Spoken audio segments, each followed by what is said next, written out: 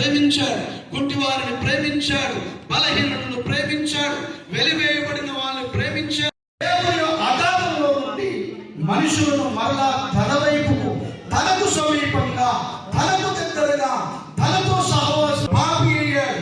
పాపి అయిన మనుషులు పరిశుద్ధుడైన దేవుణ్ణి కలుసుకోలేక ఏంటంటే ఆజ్ఞ, మీరు ఆజ్ఞను మీరంటూ ఆజ్ఞతో సహవాసం చేయాలని దేవుని సంకల్పం, దేవుని ఉద్దేశం ఉండగా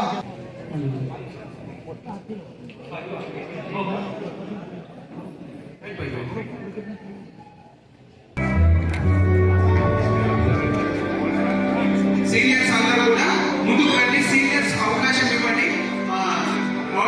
నిలబడండి. స్వామిదాస్ పాస్ గారు, నర్తనీయులు గారు.